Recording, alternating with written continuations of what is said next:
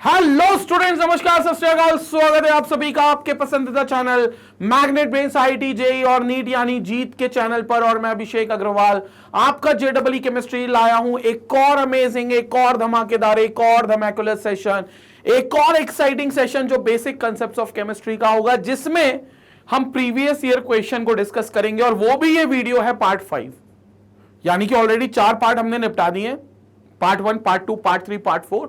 हर part में 10 question, करीब करीब 40 क्वेश्चन हम कंप्लीट कर चुके हैं प्रीवियस ईयर के, जो आईआईटी में, जेईई मेंस में, एडवांस में पूछे गए इस चैप्टर से। अब आगे और 10 क्वेश्चन हम लोग देखने वाले हैं, जो इंपॉर्टेंट क्वेश्चन जेईई मेंस का हो सकता है, जो इंपॉर्टेंट कंसेप्ट जेईई मेंस का आ सकता है, उस पर हम चर्चा करेंगे इस चैप्टर के रेफरेंस में। तो ये बात करेंगे बेसिक कंसेप्ट्स ऑफ केमिस्ट्री में। इसके अलावा आपको टॉपिक वाइज डीपीपीज हर टॉपिक के बाद मिली थी, तो लगभग 150 पौने 200 क्वेश्चन हमारे वहां से कंप्लीट हुए थे। उसके अलावा अगर हम लोग देखें तो हम लोगों ने इंपॉर्टेंट क्वेश्चन की सीरीज करी थी, उसमें भी 5 पार्ट थे। फिर प्रीवियस ईयर क्वेश्चंस, इसके अलावा आपके ऑनलाइन टेस्ट होंगे, उनके वीडियो सोल्यूशंस आपको मिलेंगे, वन शॉट रिवीजन आपको कराया जाएगा, लाइव डाउट क्लियरिंग सेशंस होंगे, मोटिवेशनल सेशंस होंगे, और ये सब कुछ मिलेगा मैग्नेट ब्रेन्स के आईआईटी जेईई के मॉड्यूल में इस चैनल पर, वो भी एब्सोल्युटली फ्री ऑफ कॉस्ट। बिल्कुल फ्री ऑफ कॉस्ट मिलेगा, वो सारी चीजें आपको यहां पर मिलेंगी। तो बिल्कुल चैनल को सब्सक्राइब करें, चैनल को शेयर करें, लोगों तक पहुंचाएं। जितने लोग भटके हुए हैं कि भैया कोई सा एक ऐसा चैनल मिल जाए जहां रेगुलर वीडियोस मिले, जहां क्वालिटी कंटेंट मिले, उन तक इस चैनल का लिंक जरूर पहुंचाएं। स्टार्ट करते हैं आज का लेक्चर, और पार्ट 4 पर हम डिस्कशन करते हैं, और पार्ट 5 पर, जिस पर पहला क्वेश्चन प्रीवियस ईयर का ये, जो कि 2002 का सवाल है। तो जेईई का 2002 का सवाल है और 41st क्वेश्चन है, क्योंकि इन ऑल 40 क्वेश्चंस हम पहले 4 पार्ट में कंप्लीट कर चुके हैं। So this is 41st question. Question क्या कहता है, पहले क्वेश्चन की रीडिंग करते हैं। In a compound carbon, hydrogen and nitrogen atoms are present in 9:1:3.5 by weight. अच्छा, बेसिकली रेशियो दे दिया वेट का, 9:1:3.5 ये वेट दे दिया बेसिकली किसका, कार्बन का, हाइड्रोजन का और नाइट्रोजन का। ठीक है, मॉलिक्यूलर वेट दिया इस कंपाउंड का 108 है। ये जो कंपाउंड है इसका molecular weight is 108। We have to find the molecular formula of that compound. हमें ये बताना है कि मॉलिक्यूलर फॉर्मूला कंपाउंड का क्या हो। ठीक है, ये वही इंपेरिकल फॉर्मूला, मॉलिक्यूलर फॉर्मूला वाली कहानी है, जिसमें हम एक टेबल बनाते हैं, जिसमें एक एलिमेंट होता है, एक होता है मास,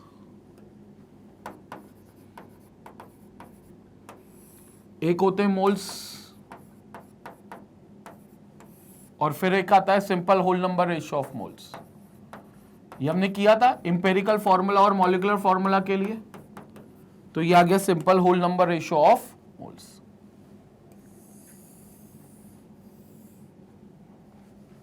और लास्ट कॉलम जो होता है simple whole number ratio of moles का, वो हमें इंपेरिकल फॉर्मूला बनाकर देगा।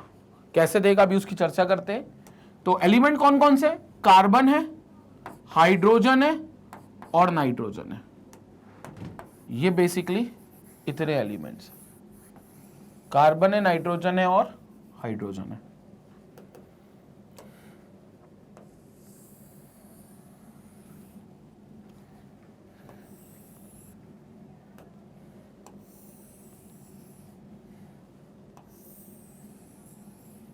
ठीक है, कार्बन का मास कितना दिया हुआ है, अगर हम रेशियो को ही मास मान लें कि भैया जितना रेशियो है उतना ही मास है, क्योंकि आपको रेशियो अगर 9:1:3.5 दिया तो आप इसका 9 ग्राम, इसका 1 ग्राम, इसका 3.5 ग्राम मान सकते हो, तो हम उसी को मास मान ले।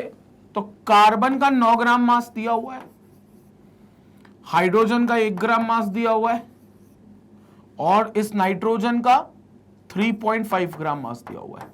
क्योंकि what ever is the ratio, हम उसको मास मान सकते हैं। जैसे हम परसेंटेज को मास मान लेते हैं, वैसे जो रेशियो दिया हुआ है उसको भी अपन मास मान लेते हैं। नाउ मोल्स निकालना है सबके, and we know moles is what, given mass upon molar mass. तो given mass upon molar mass रखते हैं अपन यहां पर, तो it will be given mass upon molar mass, जो कि 1 मोल का मास होता है उसे मोलार मास कहते हैं। तो यहां पर हम कैलकुलेट करते हैं इनके मोल्स।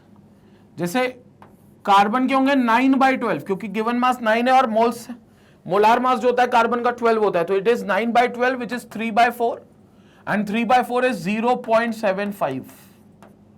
तो दिस मोल्स विल बी 0.75. ठीक है, हाइड्रोजन इज 1/1, तो इसके मोल्स आ गए 1. Nitrogen is 3.5 divided by molar mass of nitrogen is 14, सो 3.5/14. तो यहां से डेसिमल उचकाएंगे तो 0 बढ़ेगा, 7 से काटेंगे तो 7 2s are 14 और 7 5s are 35, 1/4. So this will become 0.25. अब ये सब जो मोल्स हैं ये होल नंबर में नहीं है, ये जो हाइड्रोजन है सिर्फ ये होल नंबर में, बाकी तो होल नंबर पे नहीं है, तो अपन इसको होल नंबर में लेकर आएंगे. कैसे लाएंगे? जो सबसे छोटा मोल है इसमें उसको सबसे डिवाइड कर देंगे. इसको कैसे लेकर आएंगे हम? जो इसमें सबसे छोटा मोल है उसको सबसे डिवाइड कर देंगे. तो 0.25 इज द लीस्ट वन, तो यहां पर हम सबको डिवाइड करेंगे तो विल गेट 0.75 डिवाइडेड बाय 0.25 जो कि 3 आ जाएगा.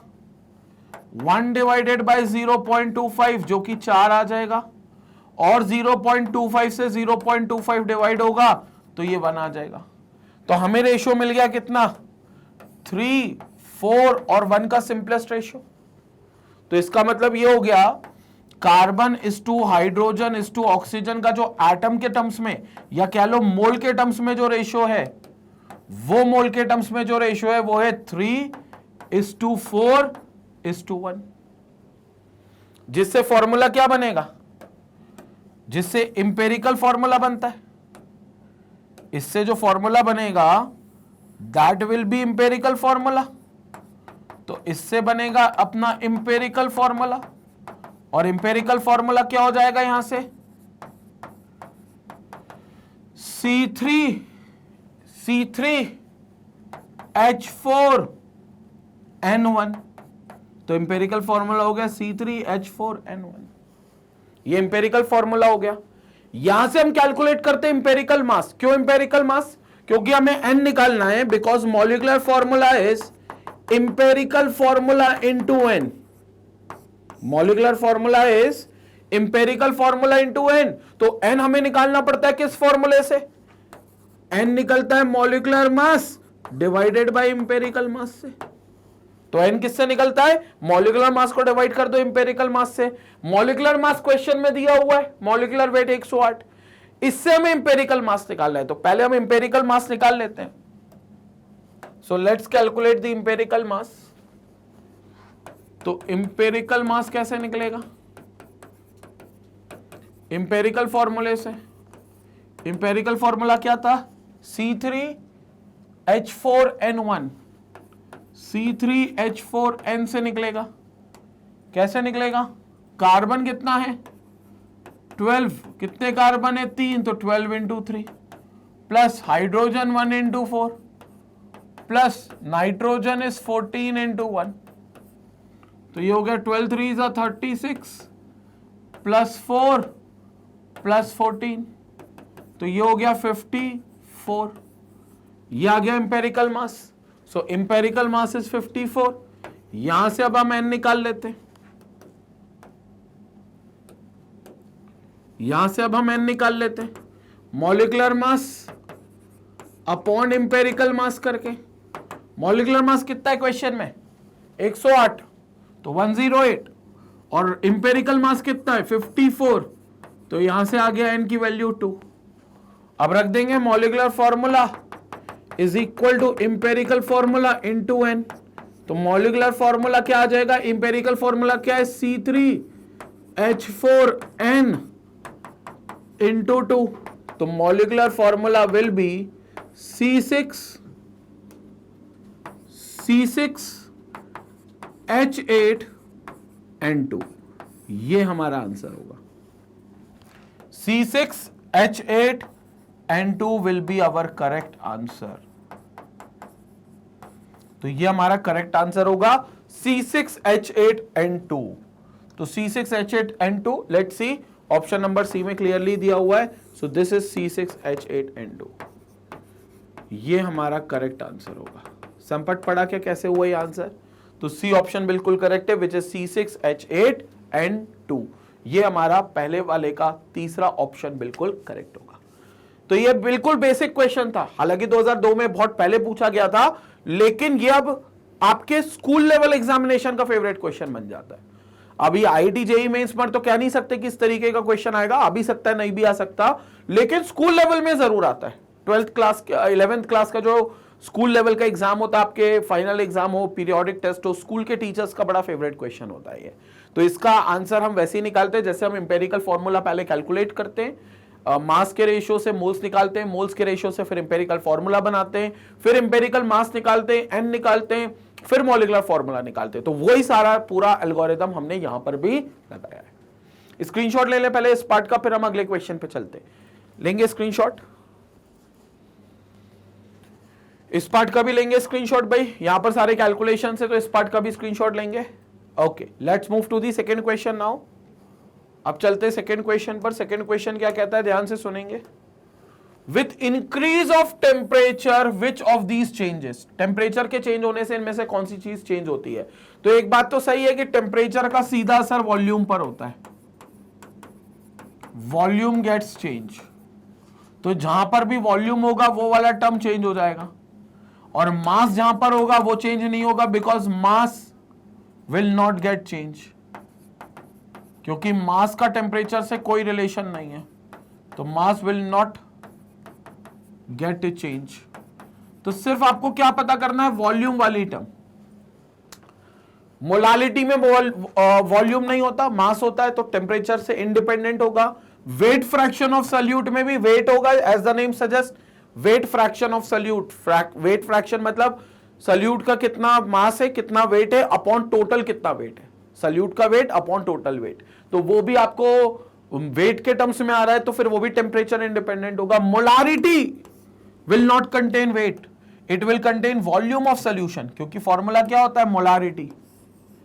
It is molarity is equal to moles of solute dissolved per litre of the solution. तो इसमें पर लीटर के लिए हमें वॉल्यूम डिवाइड करना पड़ेगा लीटर में, और जो वॉल्यूम होगा ये volume it depends on temperature, so this depends on temperature. तो ये जो वॉल्यूम होता है ये टेम्परेचर पे डिपेंड करता है, और अगर ये वॉल्यूम टेम्परेचर पे डिपेंड करेगा तो 100% कंफर्म है कि मोलारिटी भी फिर टेम्परेचर पे डिपेंड करेगी। तो 100% कंफर्म है कि फिर जो मोलारिटी है वो भी टेम्परेचर पे डिपेंड करेगी। तो ये हमारा ऑप्शन बिल्कुल करेक्ट है। लास्ट में मोल फ्रैक्शन है, जो मोल्स के फ्रैक्शन होते हैं, moles of solute upon total moles, या moles of solvent upon total moles. Solute और सॉल्वेंट के मोल्स निकलेंगे रिस्पेक्ट, बट ये मोल्स है तो इसमें मास है, तो फिर ये भी हमारा आंसर नहीं होगा। हमारा आंसर मिल गया हमको ऑप्शन सी बिल्कुल करेक्ट है। तो ऑप्शन सी बिल्कुल करेक्ट है, molarity will be the one जो टेम्परेचर के बदलने से चेंज हो जाएगी, इंक्रीज करने से चेंज हो जाएगी। तो molarity will be the correct answer. Option C बिल्कुल सही है। 2002 का क्वेश्चन था, अगेन जेईई का ही क्वेश्चन था, लेकिन 2002 का था। स्क्रीनशॉट लेते हैं, फिर हम अगले क्वेश्चन की तरफ चलते हैं। तो स्क्रीनशॉट लेंगे, फिर अपन आगे बात करते हैं। Okay, let's move to the next question now. Question number 43, इस पार्ट का third question in all 43rd question. क्या कह रहा है, number of atoms in 558.5 grams, 558.5 grams. Fe जिसका एटॉमिक वेट Fe का कितना दिया हुआ है, 55.85 ग्राम पर मोल इज। आपको एटम की संख्या बतानी है, तो सिंपल सबसे पहला खेल करते हैं, मोल्स निकाल लेते हैं, क्योंकि भैया किसी भी एलिमेंट के अंदर कितने एटम्स होंगे, जितने मोल्स हैं उसके Na से मल्टीप्लाई कर दो उतने एटम्स होंगे। मतलब जितने मोल्स उतने Na एटम्स, Na मतलब एवोगैड्रोस नंबर, तो आप एवोगैड्रोस नंबर से मल्टीप्लाई कर दो, आपको एटम्स मिल जाएंगे। तो जितने मोल्स उतने Na एटम्स, उतने एवोगैड्रो नंबर टाइम्स एटम्स। 1 मोल तो 1 Na एटम, 2 मोल तो 2 Na एटम, 10 मोल तो 10 Na एटम, 50 मोल 50 Na एटम, X मोल X Na एटम, Y मोल Y Na एटम्स। तो हम सबसे पहले क्या कर लेते हैं, मोल्स निकाल लेते हैं। मोल्स का फॉर्मूला सिंपल वाला जो सबसे कॉमनली यूज करते हैं वो कौन सा है, given mass upon molar mass. So this will become given mass by molar mass. तो मोल्स का फॉर्मूला क्या आ जाएगा, यहां से गिवन मास कितना दिया हुआ है, 558.5 अपॉन 55.85, 55.85। तो क्लियरली दिख रहा है कि ये इसका 10 टाइम्स है, मतलब ये गया 1 टाइम, ये गया 10 टाइम्स। तो कितने मोल्स आ गए? 10 मोल आ गए, 10 मोल आ गए। Now number of atoms in 1 mole, in 1 mole of number of atoms in 1 mole of Fe will be equal to Na. So therefore number of atoms in 10 mole will be equal to 10 times of Na, will be equal to 10 times of Na। अब अपन देख लेते हैं Na। अच्छा, इसमें ये चीज है कि ट्वाइस दैट ऑफ 60 ग्राम। अच्छा, इसमें अपने को ये कंपेयर करना था। ऑप्शंस में जो चीजें दे रखी हैं वो ये नहीं दे रखा कि Na की वैल्यू रखो, कुछ ऑप्शंस में तो दे भी रखा है बट वो ऑप्शंस है नहीं सही, क्योंकि अल्टीमेटली जो आंसर आएगा वो आएगा 6.022 इंटू 10 की पावर 24। फाइनली ये आंसर आएगा, बट ये ऑप्शन में है नहीं। तो फिर क्या हो सकता है? जैसे ये ऑप्शन तो बिल्कुल नहीं है, ठीक है, ये ऑप्शन बिल्कुल नहीं है, ठीक है। अब ये बच गए ए और सी, क्योंकि इसमें किसी और से कंपेयर किया गया है, तो किसी और से कंपेयर करके अपन निकाल लेते हैं। अब एक बात कंफर्म है, दूसरे भी एलिमेंट है, जैसे कार्बन का दिया हुआ और हीलियम का दिया हुआ है, तो दीज आर ऑल्सो एलिमेंट। तो इन एलिमेंट के अंदर भी अगर उतने ही एटम्स आने चाहिए जितने Fe के 558.5 ग्राम में, तो मतलब उस एटम का मोल और Fe का मोल भी सेम आना चाहिए। तो हम ये देख लेते हैं कि इस ए और सी में से कोई एक ऑप्शन हमारा सही आंसर है, ये तो कंफर्म हो गया। अब इसमें किसके मोल्स सेम आ रहे हैं? टू दैट ऑफ 10 मोल्स, जो कि Fe के हमारे 10 मोल्स आ रहे हैं। तो अपन देख लेते हैं। तो अपन सबसे पहले मोल्स ऑफ कार्बन निकालते हैं। तो वो क्या कह रहे हैं? Moles of carbon. तो moles of carbon option A के लिए निकाल लेते हैं। So this will be for option A. Moles of carbon कैसे होगा? Given mass 60 gram upon molar mass 5 mole आ रहे हैं, और वो देखो पूरा ऑप्शन क्या बोल रहा है? Twice that in 60 gram of carbon. मतलब इसमें उतने एटम्स होंगे जितने ट्वाइस होंगे 60 ग्राम कार्बन में, मतलब जितने 60 ग्राम कार्बन में होंगे उसके दुगने। तो ये बिल्कुल सही है, क्योंकि इसमें मोल्स कितने आ रहे हैं? 10, और 60 ग्राम कार्बन कंटेन्स 5 मोल्स। तो 5 मोल्स में 5 Na एटम्स आएंगे, जबकि इसमें आ रहे हैं Fe में 10 Na atoms, which is twice of this 5 Na। 10 Na is twice of 5 Na। तो बिल्कुल सही है कि जो Fe में एटम्स है वो दुगने हैं किसके मुकाबले? 60 ग्राम कार्बन में जितने एटम्स प्रेजेंट है, क्योंकि 60 ग्राम कार्बन में 5 Na एटम्स प्रेजेंट है और वहां 10 Na आ रहे हैं। ए ऑप्शन बिल्कुल करेक्ट हो गया। तो we have this as a option बिल्कुल करेक्ट। ये हमारा करेक्ट आंसर हो गया। एक बार वेरीफाई कर लेते हैं सी ऑप्शन को भी। Half that in 8 gram of helium. तो 8 ग्राम ऑफ हीलियम का मास मोल्स पता कर लेते हैं। 8 ग्राम हीलियम, तो मोल्स ऑफ हीलियम देख लेते हैं पहले। तो हीलियम का मास 8, मोलार मास इज 4, 8/4 कितने मोल्स आ गए? 2 मोल्स आ गए। तो एटम्स कितने आएंगे इसमें? 2 Na एटम्स। 2 Na atoms. उसमें कितने आ रहे हैं? 10 Na। उसमें तो 5 गुना है, मतलब Fe contains 5 times of number of atoms of what is present in 8 gram helium. So whatever number of atoms present in 8 gram helium, if we multiply it by 5, then that will be equal to the number of atoms present in 558.5 gram of helium. तो ये तो 5 गुना है, जबकि वो कह रहा है half, उसका वो हाफ होंगे जो 8 ग्राम हीलियम में प्रेजेंट है उसके। ये बिल्कुल गलत है, तो ये भी स्टेटमेंट हमारा गलत है। तो सही आंसर सिर्फ हमारा ए है, that is twice that in 60 gram of. Clear हो गया? तो यहां सिर्फ कंपेयर करना था, दोनों के मोल्स निकाल लो, दोनों के मोल्स को आपस में कंपेयर कर लो। वो जैसा बोल रहे हैं ट्वाइस है कि नहीं है उसको वेरीफाई कर लो। तो हमने कर लिया, इसमें 10 Na आ रहे हैं, इसमें 5 Na आ रहे हैं। तो 10 Na Fe में दुगने आइटम है 5 Na के कंपैरिजन में, यानी कि 60 ग्राम कार्बन की कंपैरिजन में। ठीक है, तो ए ऑप्शन बिल्कुल करेक्ट है। स्क्रीनशॉट ले लेते, फिर हम आगे बात करते हैं। तो ये था 43rd क्वेश्चन, 2002 का पूछा गया क्वेश्चन था। Let's move to another question. अब चलते हैं 44th क्वेश्चन पे। 2003 का क्वेश्चन है ये, क्या कहता है भाई 44th question, what volume of hydrogen gas, आपको हाइड्रोजन गैस का वॉल्यूम निकालना है किसी कंडीशन पे 273 केल्विन 180 है, मतलब एसटीपी पे ही निकालना है। बढ़िया बात है, अगर मोल्स निकल जाएंगे तो 22.4 से मल्टीप्लाई कर देंगे मोल्स की संख्या, उतना वॉल्यूम होगा, क्योंकि एसटीपी पे 1 mole volume of hydrogen gas fix होता है। Will be consumed in obtaining 21.6 gram of elemental boron. अच्छा, 21.6 ग्राम एलिमेंटल बोरॉन निकालना है, रिएक्शन दी हुई है from the reduction of boron trichloride bye hydrogen. Okay, आपके पास एक रिएक्शन है जिसमें आप बोरॉन ट्राइक्लोराइड को रिड्यूस कर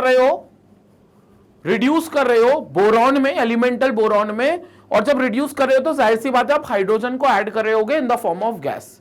अब वो ये पूछ रहे हैं कि जो हाइड्रोजन ऐड हो रही है in the form of gas, उसका वॉल्यूम कितना होगा इस एसटीपी कंडीशन पर। तो मतलब सबसे पहले हमें मोल्स निकालने, मोल्स के बाद हम वॉल्यूम निकाल लेंगे, क्योंकि हमें एसटीपी पर 1 मोल की वॉल्यूम पता होती है, चाहे वो दुनिया की कोई भी गैस हो, हाइड्रोजन नहीं कोई भी गैस हो, वो होती है 22.4 लीटर को वॉल्यूम को ऑक्यूपाई करती है। तो उसी को यहां पर कंसिडर करेंगे। सो पहले रिएक्शन लिखते हैं, boron trichloride is BCl3, reduction bye hydrogen means H2 से रिएक्ट कर रहा है, और क्या दे देगा यहां पर आपको, एलिमेंटल बोरॉन प्लस HCl, क्योंकि क्लोरीन जो होगा वो हाइड्रोजन के साथ मिलेगा तो HCl फॉर्म कर लेगा। रिएक्शन जाहिर सी बात है बैलेंस नहीं है, बैलेंस हमें करना पड़ेगा।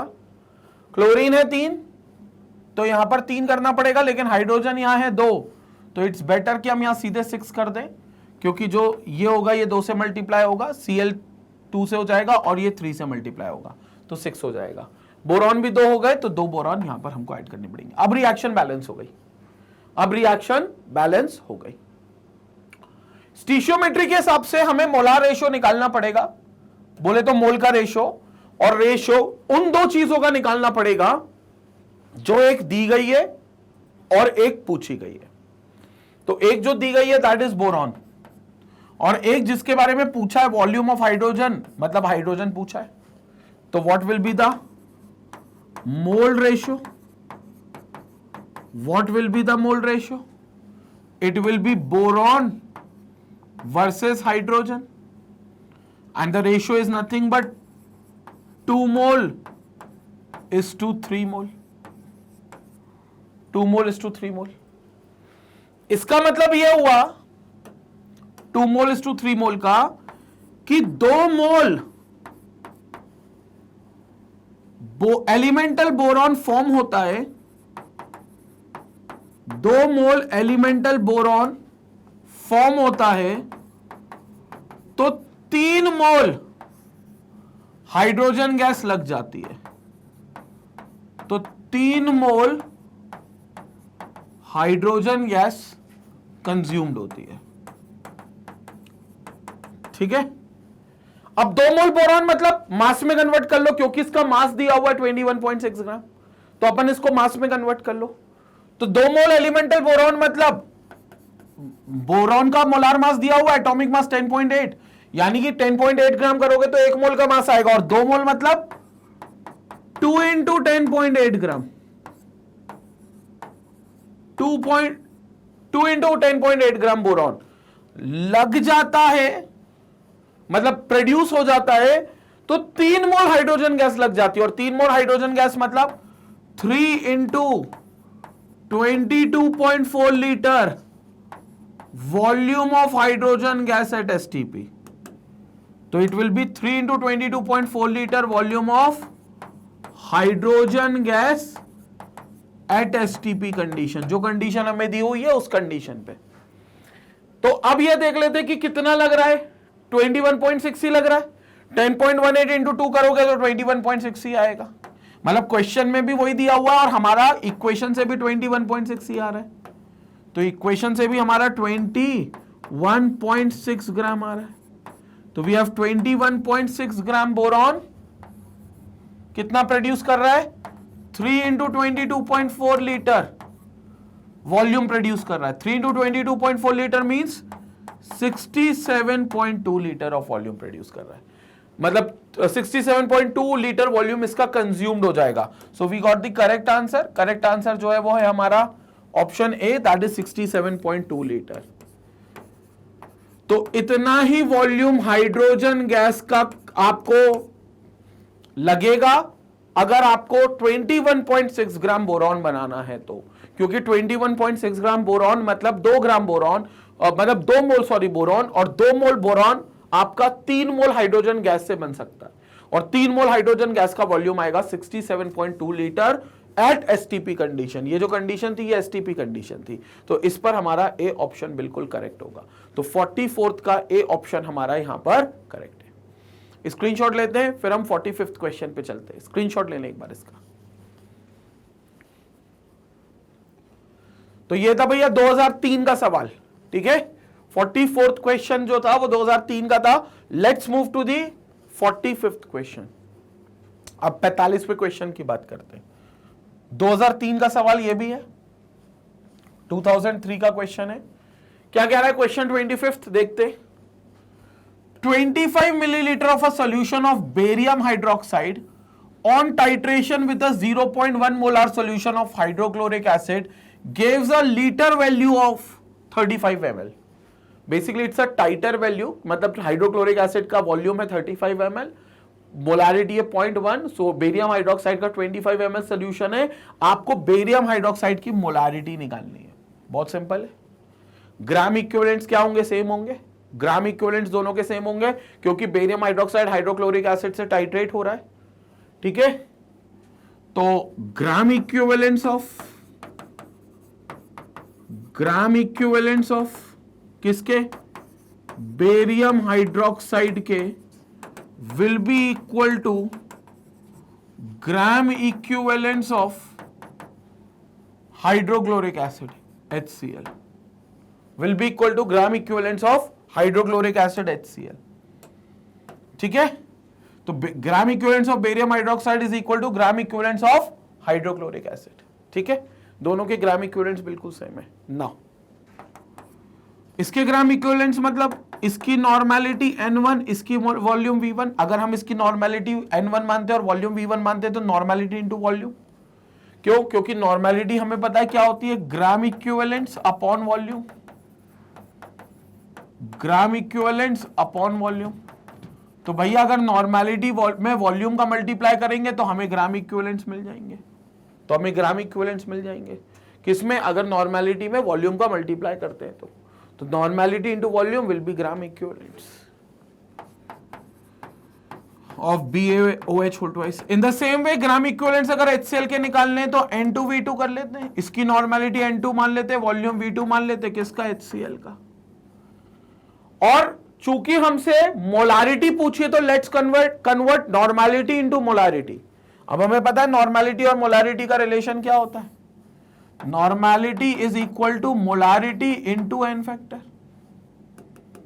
Normality is equal to molarity into N factor. तो भैया यहां से आ गई क्या? नॉर्मेलिटी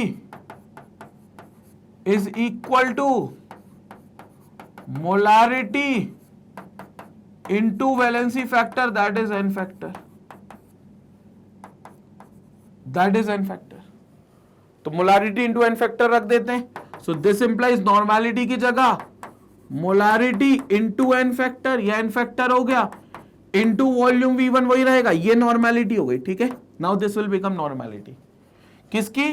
BaOH होल ट्वाइस की, ठीक है। तो BaOH होल ट्वाइस की will be equal to normality इसकी इंटू इसका एन फैक्टर इंटू V2, किसका? HCl का, तो HCl का। क्लियर हो गया? नाउ यहां पर देखेंगे आप, यहां पर देखेंगे आप मोलारिटी BaOH होल ट्वाइस की निकालनी है, तो let's consider it to be M1। Barium hydroxide का एन फैक्टर, क्योंकि barium hydroxide is a diacidic base, क्योंकि 2 OH माइनस रिप्लेसेबल है, BaOH होल ट्वाइस, तो 2 एन फैक्टर हो गया, तो इंटू 2 इंटू वॉल्यूम कितना दिया हुआ है बेरियम हाइड्रोक्साइड का? 25, तो 25 equal to normality into N2, अच्छा इसकी मोलारिटी आएगी, माय मिस्टेक, यहां पर मोलारिटी आएगी, ठीक है, मोलारिटी इंटू N फैक्टर करेंगे तो नॉर्मेलिटी बनेगी ना, तो basically this is M2 into N factor, किसका N फैक्टर लगेगा, सब कुछ HCl का लगेगा, तो मोलारिटी HCl की कितनी दे रखी है यहां पर, molarity of HCl is 0.1 into N factor कितना होगा HCl का, it's a monobasic acid, it's a monobasic acid HCl, एक H प्लस रिप्लेसेबल है, तो N फैक्टर 1, तो इंटू 1 इंटू वॉल्यूम कितना दिया हुआ है, वॉल्यूम, तो वॉल्यूम इज 35 ml, तो इंटू 35 इंटू 35, तो यहां से क्या आ जाएगा, molarity M1 will be equal to, solve कर लेते हैं, 0.1 इंटू 35 डिवाइडेड बाय 2 इंटू 25, 5 से काटे तो ये हो जाएगा 7 और ये 5, this will become 0.7 divided by 5 two ज़ा 10, तो 0.7 divided by 10 is 0.07, so the molarity will come out to be 0.07. This will be the molarity of barium hydroxide as per the option given. Option D बिल्कुल correct answer होगा क्योंकि यहीं पर 0.07 दिया हुआ है, तो ये हमारा बिल्कुल करेक्ट आंसर हो गया. So this is what we are getting as 0.07.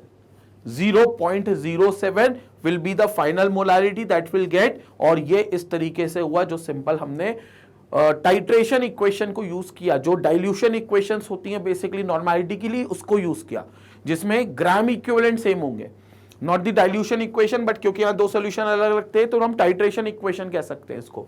तो बेरियम हाइड्रोक्साइड के ग्राम इक्विवेलेंट्स अगर कंप्लीटली टाइट्रेट कर पा रहे हैं HCl को, तो मतलब HCl के ग्राम इक्विवेलेंट्स भी सेम होंगे. तो नॉर्मेलिटी इंटू वॉल्यूम करके ग्राम इक्विवेलेंट्स निकलते हैं, तो दोनों के नॉर्मेलिटी इंटू वॉल्यूम इक्वल कर दिए और फिर नॉर्मेलिटी को रिप्लेस कर दिया मोलारिटी इंटू N फैक्टर से, because normality is nothing but molarity into N factor, ये हमें रिलेशन पता है, normality is equal to molarity into N factor, तो रिप्लेस कर दिया, हमें फाइनली मोलारिटी बेरियम हाइड्रोक्साइड की मिल गई क्योंकि वही एक अननोन था, बाकी सब हमें नोन था, सिर्फ जो मोलारिटी थी बेरियम हाइड्रोक्साइड की वही एक चीज थी जो अननोन थी. यहां पर क्लियर हो गया.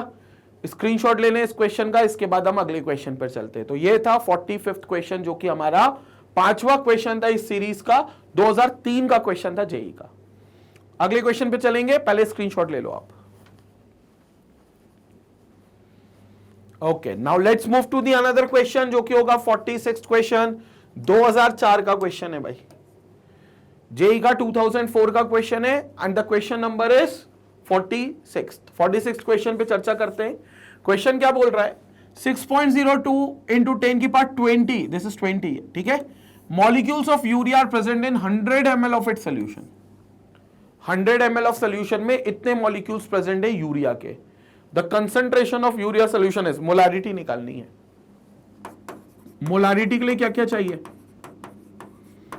मोल्स ऑफ सोल्यूट यानी कि मोल्स ऑफ यूरिया, क्योंकि solute is urea, upon volume of solution, solution का वॉल्यूम जो लीटर में होना चाहिए, बट चूंकि आपको ml में दिया है 100 ml, तो अगर ml में है तो ऊपर 1000 का मल्टीप्लिकेशन कर लेना. अब पहले तो अपन मोल्स निकाल लेते हैं, तो moles of urea will be equal to what, given number of molecules जो कि 6.022 इंटू 10 की पावर 20 है, upon Avogadro's number. Avogadro's number is 6.022 into 10 की पावर 23. तो क्या होगा, ये पूरा कैंसिल, 10 की पावर 20 से 10 की पावर 23 कैंसिल, तो सिर्फ बचेगा 10 की पावर -3. इतने मोल्स आ रहे हैं किसके, यूरिया के, जो हमारे सोल्यूशन के अंदर मौजूद है. तो मोलारिटी निकाल लेते हैं. Molarity is moles of urea which is 10 की power -3 upon volume of solution कितना है 100 ml,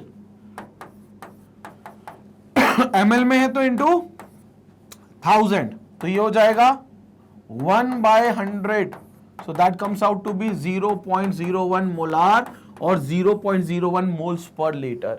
So the correct answer is 0.01 moles per liter as per the option given, that is B option is absolutely correct.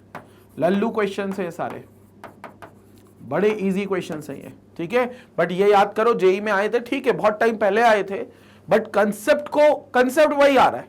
Ultimately concept वही सारी चीजें जो हमने पढ़ी अपने कंसेप्ट वीडियोस में, उसके अलावा कोई और थ्योरी, कोई और टॉपिक आपको नहीं मिल रहा, वही चीजें घूम फिर कर आ रही हैं। बस क्वेश्चन थोड़ा सा घुमा फिरा कर जरूर पूछते थे, अब पूछते हैं, पहले तो वो भी नहीं पूछते थे, अब थोड़ा सा क्वेश्चन घुमा फिरा कर पूछते, but the basic concept will remain the same. तो क्वेश्चन नंबर हो गया कौन सा, 46। तो ये था 46 क्वेश्चन जो हमने पूरा कंप्लीट कर लिया है, ठीक है। स्क्रीनशॉट ले लें इसका, अगले क्वेश्चन पर चलते हैं, which will be the 47th question. Screenshot लेंगे पहले इसका। तो ये था 46th क्वेश्चन 2004 का, जो कि हमारे पार्ट 5 का 6th क्वेश्चन था। अब चलते हैं अगले क्वेश्चन की तरफ। Let's move to the 7th question, again JEE mains 2004 का क्वेश्चन है। तो 7th क्वेश्चन क्या कहता है देख लेते हैं। 47th question in all, to neutralize completely 20 ml of 0.1 molar aqueous solution of phosphorus acid. Phosphorus is H3PO3, H3PO4 is phosphoric, H3PO3 is phosphorus, ठीक है। The value of 0.1 molar aqueous KOH solution required is, अच्छा, आपको completely neutralise करना है, तो एक बात तो कंफर्म है कि आपके जो ग्राम इक्विवेलेंट्स होने चाहिए वो सेम होने चाहिए। तो कंप्लीटली न्यूट्रलाइज किसको करना है, फास्फोरस एसिड को विथ KOH सॉल्यूशन। तो इसका मतलब वही question, gram equivalent should be same, तो gram equivalents of H3PO3 should be equal to gram equivalents of KOH should be equal to gram equivalents of KOH। दोनों ग्राम equivalents क्या होने चाहिए, बिल्कुल सेम होने चाहिए। तो ग्राम इक्विवेलेंट्स क्या होगा इसका, normality of H3PO3 into volume of H3PO3 will be equal to normality of KOH into volume of KOH। रख देते हैं सारी चीजें। नॉर्मेलिटी दी हुई है कितनी, नॉर्मेलिटी नहीं दी है, मोलारिटी दी हुई है, ओके। तो नॉर्मेलिटी में कैसे कन्वर्ट करेंगे, normality is equal to molarity into N factor. मतलब मोलारिटी में अगर एन फैक्टर का मल्टीप्लाई करेंगे तो नॉर्मेलिटी आएगी, ठीक है। तो यहां पर हमें नॉर्मेलिटी रखनी है, और यहां इनने मोलारिटी दे दी है, तो मोलारिटी को एन फैक्टर से मल्टीप्लाई करेंगे तो नॉर्मेलिटी आएगी। तो एन फैक्टर के साथ मल्टीप्लाई करके रखते हैं, तो it is 0.1 into H3PO3, it's a dibasic acid.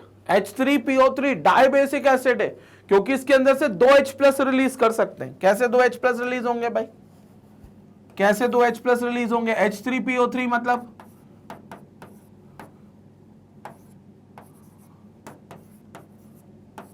ये हो गया H3PO3, H3PO3। तो कितने H+ रिलीज होंगे, जो OH के साथ बॉन्डेड है, तो एक ये H+ रिलीज होगा, एक ये H+ रिलीज होगा, ये 2H+ रिलीज होंगे। मतलब ये 2H+ रिप्लेसेबल हैं इसके अंदर जो ऑक्सीजन से, ये वाला हाइड्रोजन नहीं होगा क्योंकि ये फास्फोरस से कनेक्टेड है, तो ये इलेक्ट्रोनेगेटिव नहीं होगा। फास्फोरस मतलब हाइड्रोजन H+ बन के नहीं निकलेगा, ये दोनों H+ बन के निकलेंगे क्योंकि ऑक्सीजन इलेक्ट्रोनेगेटिव है। तो 2H+ होंगे तो एन फैक्टर इसका 2 होगा, तो it's N factor will be equal to 2 into volume of H3PO3। तो वॉल्यूम कितना होगा 20 ml, तो ये 20 ml हो गया। तो 0.1 इंटू 2 इंटू 20 ml, ये चीज आ गई, will be equal to normality of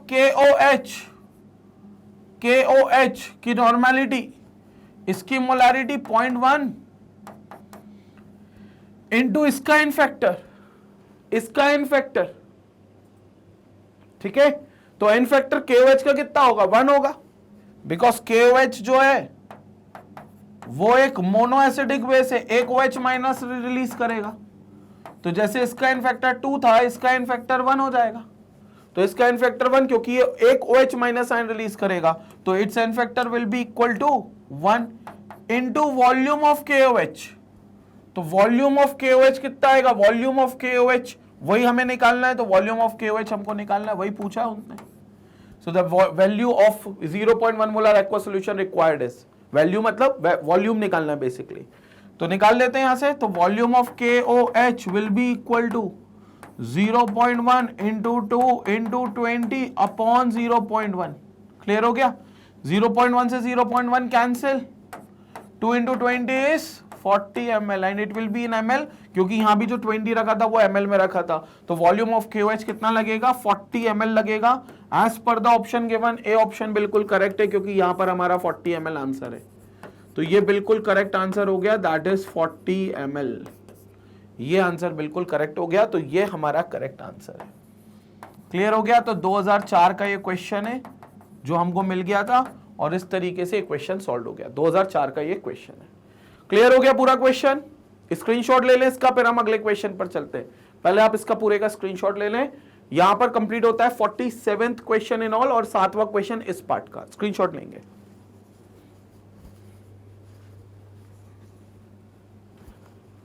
let's move to 48th question. अब चलते हैं 48वें क्वेश्चन पर। 48th क्वेश्चन क्या कहता है? 2004 का क्वेश्चन है ये भी। The ammonia evolved from the treatment of 0.30 gram of an organic compound for the estimation of nitrogen was passed in 100 ml of 0.1 molar sulfuric acid। अच्छा, जो अमोनिया निकली थी, किससे निकला था ammonia? From the treatment of 0.30 gram of an organic compound for the estimation of nitrogen was passed in 100 ml of 0.1 molar sulfuric acid। 0.30 gram organic compound को आपने treat किया था, मतलब उसको एस्टिमेट करना था उसमें नाइट्रोजन, तो उसमें से अमोनिया निकली थी। When it was passed in 100 ml of 1.1 molar sulfuric acid, then the excess of acid required 20 ml of 0.5 molar sodium hydroxide solution। और उसके बाद जो एसिड बच गया, उस एसिड को 20 ml 0.5 molar sodium hydroxide solution के साथ कंप्लीटली न्यूट्रलाइज किया गया। कंप्लीटली न्यूट्रलाइज किया गया। आपको यह बताना है इनमें से वो ऑर्गेनिक कंपाउंड कौन सा है। आपको यह बताना है इनमें से वो ऑर्गेनिक कंपाउंड कौन सा है। ठीक है, तो अपन सबसे पहले ये निकाल लेते हैं, मतलब उस ऑर्गेनिक कंपाउंड में जो नाइट्रोजन होगा वो इनमें से किसके बराबर होगा। मतलब नाइट्रोजन का जो परसेंटेज होगा जो हमारे ऑर्गेनिक कंपाउंड 0.30 से निकला है, वो इनमें से किसके बराबर होगा, क्योंकि जिसमें भी उस इनमें से जिसके पास भी नाइट्रोजन का वही परसेंटेज होगा, वही हमारा ऑर्गेनिक कंपाउंड होगा। अब वो कैसे पता चले करेंगे कि नाइट्रोजन का कितने कंपाउंड, कितना मास एक्चुअली निकलेगा? तो देखो, परसेंटेज ऑफ नाइट्रोजन कैसे निकालेंगे? Percentage of nitrogen, percentage of nitrogen कैसे निकलेगा? अगर आपने यहां पर एस्टिमेशन किया है तो ये परसेंटेज ऑफ नाइट्रोजन कैसे निकलेगा? आपको इसमें सबसे पहले निकालना पड़ेगा milli equivalents of H2SO4 getting neutralised by ammonia, क्योंकि आपके अमोनिया जो इवॉल्व हो रहा है वो ट्रीट कर रहा है किससे? वो ट्रीटमेंट कर रहे हैं उसके सल्फ्यूरिक एसिड के साथ, मतलब उसको न्यूट्रलाइज कर रहे हैं सल्फ्यूरिक एसिड के साथ। तो वो सल्फ्यूरिक एसिड के कितने मिली इक्विवेलेंट्स होंगे, उतने ही अमोनिया के मिली इक्विवेलेंट्स होंगे, और उस मिली इक्विवेलेंट्स में मल्टीप्लाई कर देंगे 1.4 का milli equivalents of H2SO4 neutralised by ammonia upon total mass of organic compound, जो कि क्वेश्चन में डायरेक्ट दिया हुआ है। तो ये आपको परसेंटेज दे देगा, तो this will B total mass of organic compound, तो ये आपको परसेंटेज ऑफ नाइट्रोजन दे देगा। फिर इस नाइट्रोजन का परसेंटेज आप इन सब में अलग से भी निकालोगे और देखोगे कि कौन सा वो कंपाउंड है जिसमें एग्जैक्ट वही परसेंटेज आ रहा है जो हमें यहां से मिल रहा है। लेकिन इसके लिए सबसे पहले आपको क्या निकालना पड़ेगा? Milli equivalents of H2SO4 neutralised by ammonia. तो सबसे पहले ये देख लेते हैं कितने मिली इक्विवेलेंट्स अमोनिया के H2SO4 के हमने लिए थे। तो देखो 100 ml of 0.1 molar sulphuric acid उन्होंने लिया हुआ है, वो passed in 100 ml of 0.1 molar sulphuric acid. तो मिली इक्विवेलेंट्स ऑफ H2SO4, अब मिली इक्विवेलेंट्स कैसे निकलते हैं? नॉर्मेलिटी इनटू वॉल्यूम करके, which should be in ml। तो नॉर्मेलिटी ऑफ H2SO4 टेकन, तो this is milli equivalents of H2SO4 taken. हमने पहले कितने लिए थे? पूरे ही नहीं होंगे अमोनिया से, क्योंकि उन्होंने कहा आगे एक्सेस ऑफ एसिड, मतलब उसमें से कुछ आगे सोडियम हाइड्रोक्साइड से भी न्यूट्रलाइज हुआ है। तो पहले हम देख लेते हैं कि कितने हमने लिए, सोडियम हाइड्रोक्साइड से कितना न्यूट्रलाइज हुआ, उसके माइनस कर देंगे तो बचा हुआ अमोनिया के साथ ही गया होगा। तो milli equivalents of H2SO4 taken will be equal to normality of H2SO4 into volume in ml of H2SO4 taken. Normality नहीं दी है, मोलारिटी दी है 0.1, कोई बात नहीं, मोलारिटी को मल्टीप्लाई कर देंगे एन फैक्टर से, तो 0.1 into N factor N factor is 2, तो 0.1 इंटू 2, क्योंकि H2SO4 is a dibasic acid, 2 H plus ion release करेगा, तो इंटू 2, ये हो गई normality into volume in ml, तो वॉल्यूम कितना है 100 ml है, तो वॉल्यूम इज इन 100 ml, तो ये हो जाएगा normality into molarity into N factor into 100, molarity into N factor will be normality. तो यहां पर हमारे पास इतने आ गए, कितने आ गए 20 मिली इक्विवेलेंट्स आ गए, तो we got this as 20 milli equivalents. इतने हमने लिए थे, इतने हमने लिए थे। Now milli equivalents of H2SO4 neutralised by sodium hydroxide, क्योंकि जो एक्सेस में था वो न्यूट्रलाइज्ड हो गया बाय सोडियम हाइड्रोक्साइड। NaOH से कितने न्यूट्रलाइज हो गए, तो NaOH से उतने ही न्यूट्रलाइज हुए होंगे जितने NaOH के मिली इक्विवेलेंट्स लग गए, क्योंकि it will be equal to milli equivalents of NaOH, तो it will be equal to milli equivalents of NaOH। और NaOH के मिली इक्विवेलेंट्स कैसे निकलेंगे, 20 वॉल्यूम इंटू नॉर्मेलिटी, नॉर्मेलिटी कैसे निकलेगी, मोलारिटी इंटू एन फैक्टर, और एन फैक्टर NaOH का 1 होता है, क्योंकि it's a mono acidic base, NaOH में एक OH माइनस आयन निकलेगा, तो ये ब्रेक हो गया, तो इंटू एन फैक्टर 1 निकला, तो इसके कितने हो गए 20 इंटू 0.5 यानी कि 10 मिली इक्विवेलेंट्स, मतलब 10 मिली इक्विवेलेंट्स सल्फ्यूरिक एसिड के एक्सेस थे अमोनिया से पास होने के बाद, सल्फ्यूरिक एसिड में एक्सेस थे अमोनिया से पास होने के बाद, तो इसका मतलब यह हो गया milli equivalents of H2SO4, therefore milli equivalents of H2SO4 neutralized by NH3 will be equal to milli equivalents of H2SO4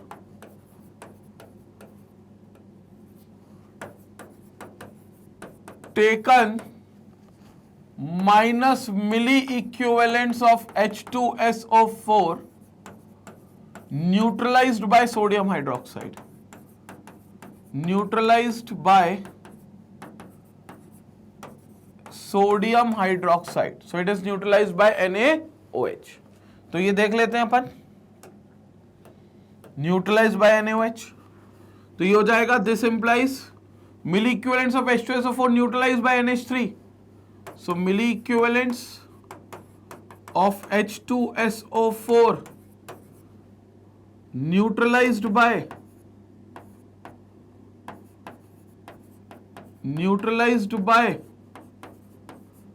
NH3 will be equal to कितने हो जाएंगे, कितने लिए थे हमने 20 लिए थे, माइनस 10 न्यूट्रलाइज हो गए, तो कितने बच गए 10 मिली इक्विवेलेंट्स बस।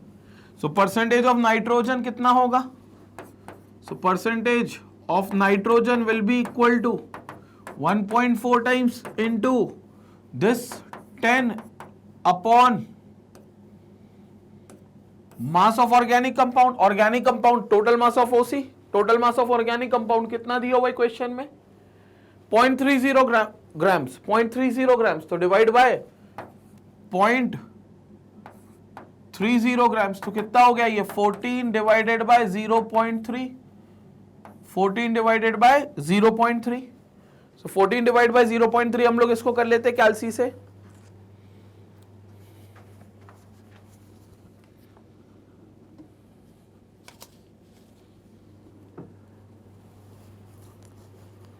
Okay, so we have this as decimal उचकाएंगे तो 3, 140 by 3, 140 by 3 will come out to be like 3 4s are 12, 20, तो 3 6 are 18, 18 और फिर आपका 20 तो 46.6, so you will get this as 46.6%।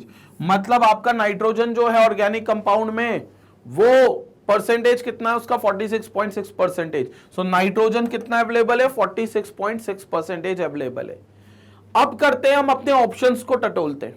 अब हम अपने ऑप्शंस पर चलते हैं और देखते हैं कि इनमें से किसके पास नाइट्रोजन 46.6% के आसपास मौजूद रहता है। तो अब एक एक करके देखते हैं। पहले ऑप्शन को यहां पर देखते हैं। So this is option A. पहला ऑप्शन कौन सा है हमारे पास? Urea. Urea is what? NH2 C double bond O NH2। ठीक है। So percentage of nitrogen urea में निकालते हैं। इन यूरिया कितना है? नाइट्रोजन 14, कार्बन 12, तो 14 14 28, 28 12 इज 28 एंड 12 इज 40। उसके बाद हाइड्रोजन 4 44 और ऑक्सीजन 16 60। तो कितना हो गया? 28/60 into 100। इसको सॉल्व कर लेते हैं तो you will get this as 1430। This will also be 140/3 और 140/3 अभी सॉल्व करा था, तो you will get this as 46.6%। तो कहने को तो हमारा आंसर एक ही बार में आ गया, एंड दैट इज यूरिया। मतलब यूरिया ही वो कंपाउंड है, क्योंकि 46.6% नाइट्रोजन यूरिया में ही मौजूद है। यहां से पता चला। और हमें उसी कंपाउंड की तलाश थी जिसमें हमारा नाइट्रोजन 46.6% है, क्योंकि हमारा नाइट्रोजन का परसेंटेज उस कंपाउंड के अंदर 46.6% आ रहा है। तो 100% वो यूरिया ही है, लेकिन फिर भी हमें सारे ऑप्शंस एक एक बार करने पड़ेंगे। बेंजामाइड, एसिटामाइड और थायोयूरिया भी हमको करना पड़ेगा, तो वो कर लेते हैं अपन। ऑप्शन बी को भी यहां पर देख लेते हैं। तो let's see option B. Option B कौन सा है हमारे पास? बेंजीनमाइड।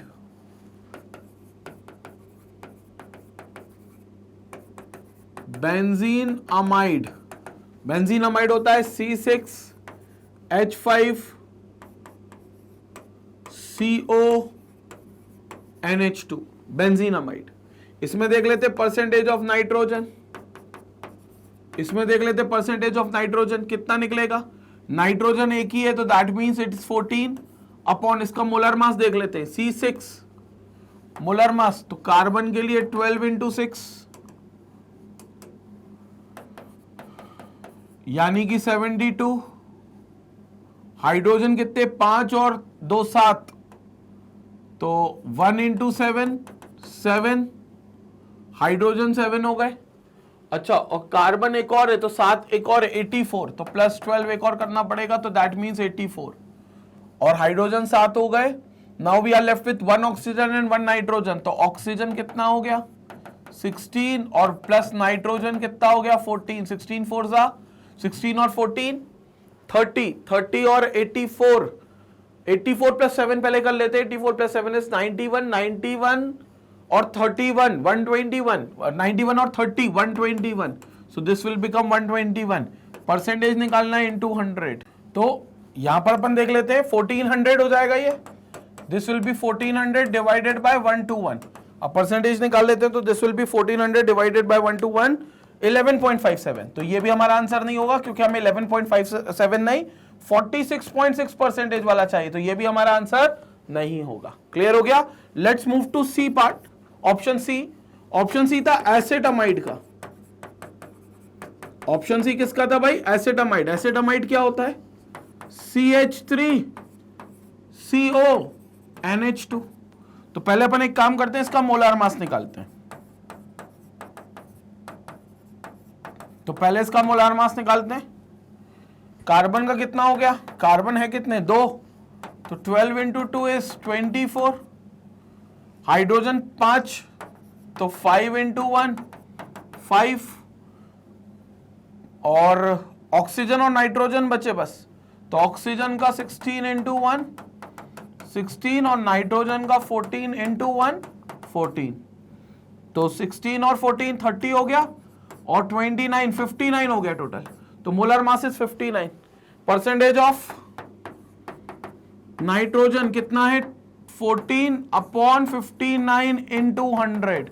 So this will become 1400/59। तो we have this as 1400 divided by 59, 23.72%। 23.72%। ये भी आंसर नहीं होगा। ठीक है, लास्ट ऑप्शन देख लेते हैं। लास्ट ऑप्शन वाज डी, और डी में we have that thiourea D में था, विच इज NH2CS NH2। बस ऑक्सीजन की जगह सल्फर आता है तभी थायो वर्ड आता है। तो इसका मोलार मास निकाल लेते हैं पहले इसका अपन मोलार मास निकाल लेते हैं। तो मोलार मास कैसे निकलेगा? नाइट्रोजन कितने? 2, 14 इंटू 2 28। हाइड्रोजन कितने? 4।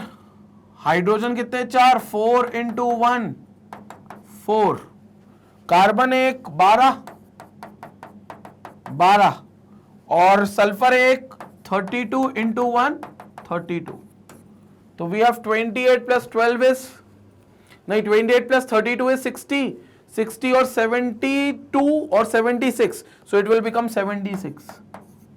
परसेंटेज ऑफ नाइट्रोजन निकाल लेते हैं इसमें भी। So percentage of nitrogen will be equal to कितना हो गया? 2 थे तो 28 डिवाइडेड बाय 76 इंटू 100। तो 2800 डिवाइडेड बाय 76। देख लेते हैं क्या ये 46.6 आएगा क्या?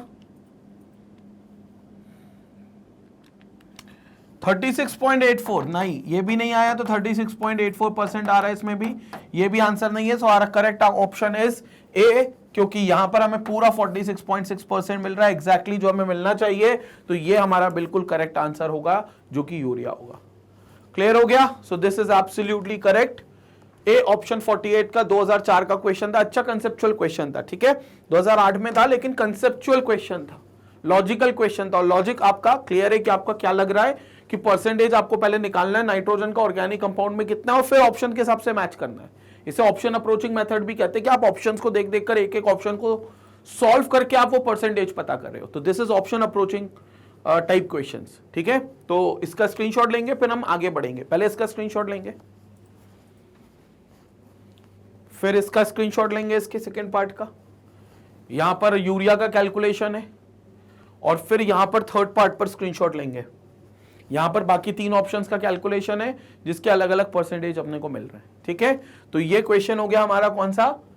8th क्वेश्चन हो गया इस पार्ट का, और 48th क्वेश्चन हो गया इन ऑल प्रीवियस ईयर के। Let's move to 49th question. 49 question 2005 का क्वेश्चन है। क्वेश्चन क्या कह रहा है?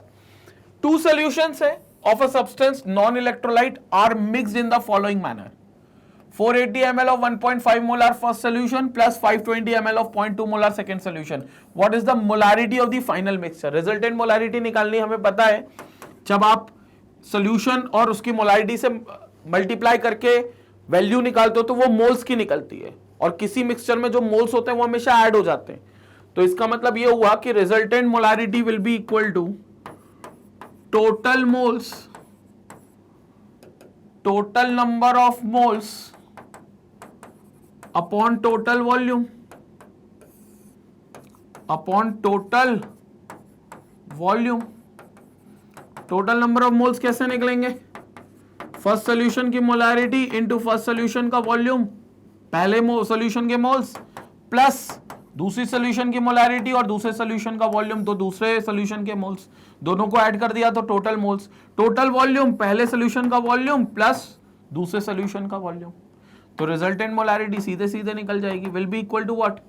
m1v1 कितना है? m1v1, so we have this as 480 into 1.5, so 480 into 1.5 plus m2 into v2, 520 into 1.2, 520 into 1.2 divided by 480 plus 520।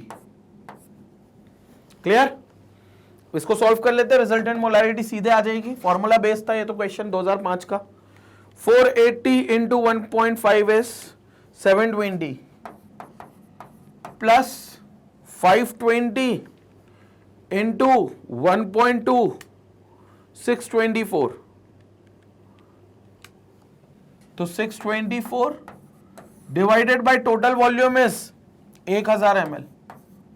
1000 ml ऊपर वाले न्यूमरेटर को प्लस करोगे तो you will gate 1344 upon 1000, 1.3 will be the resultant molarity.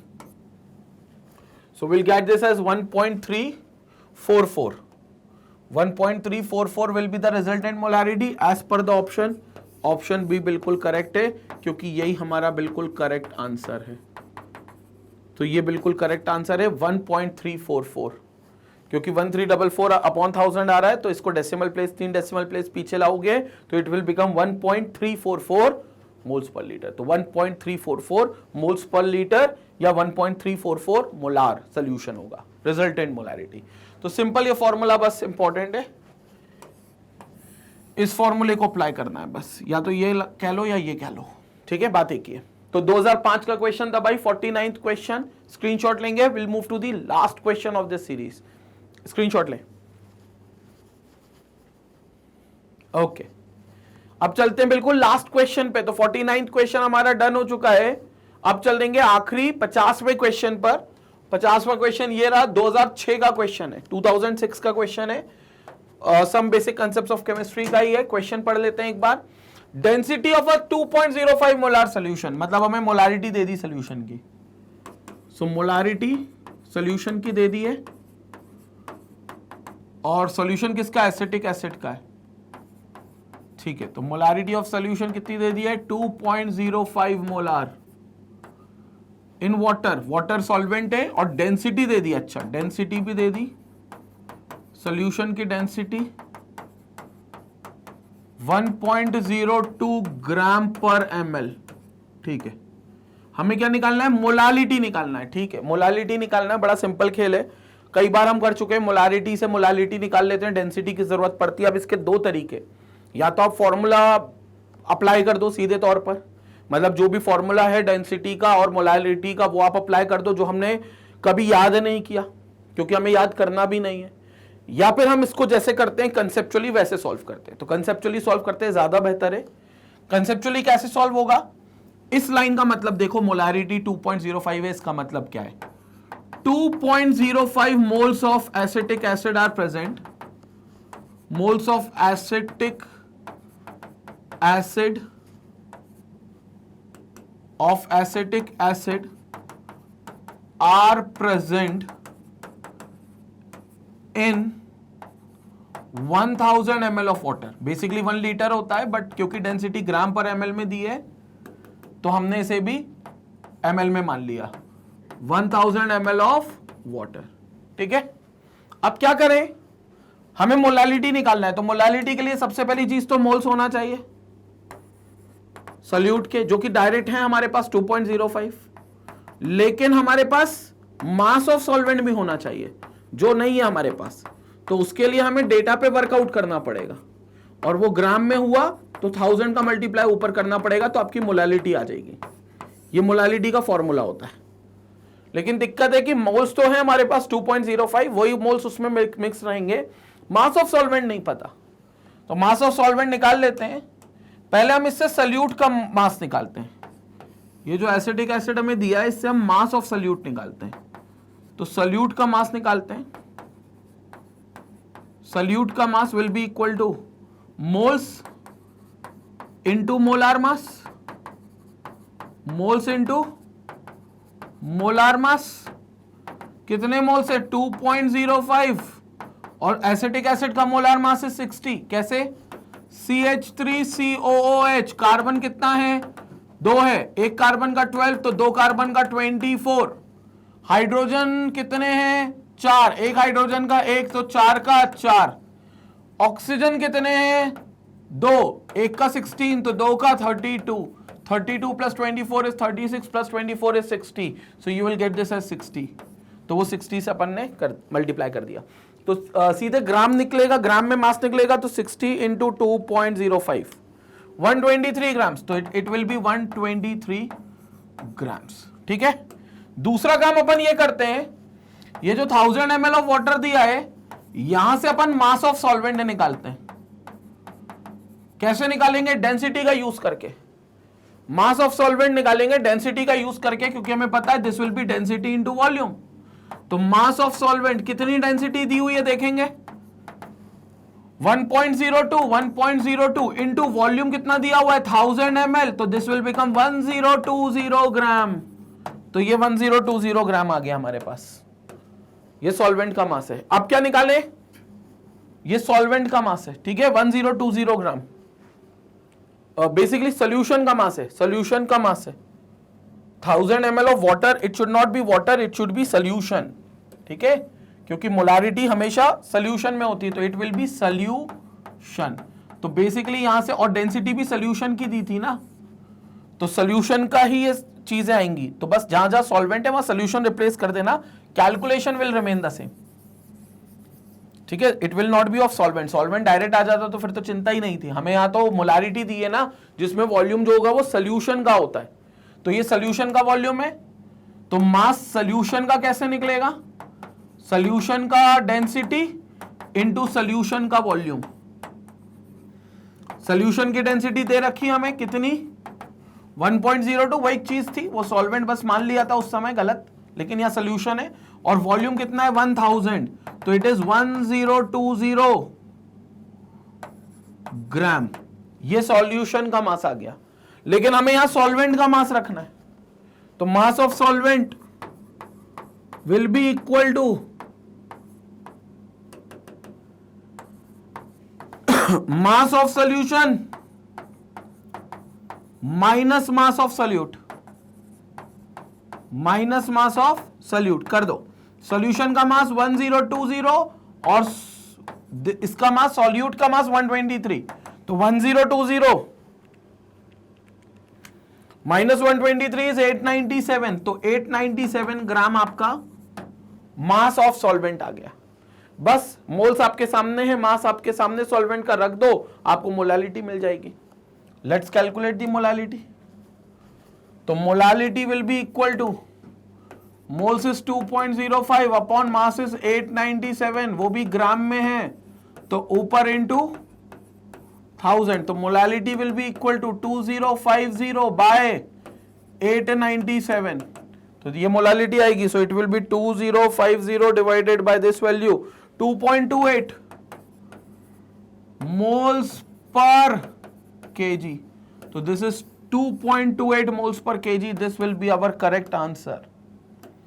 तो ये बिल्कुल हमारा क्या होगा, करेक्ट आंसर होगा। यहां पर जो हमें मिल रहा है that is 2.28 moles per KG. Molal बोल सकते हो या फिर आप मोल्स पर केजी बोल सकते हो, both will work. Let's see, 2.28 option A बिल्कुल करेक्ट है, तो we have this answer option A, ये हमारा करेक्ट आंसर होगा।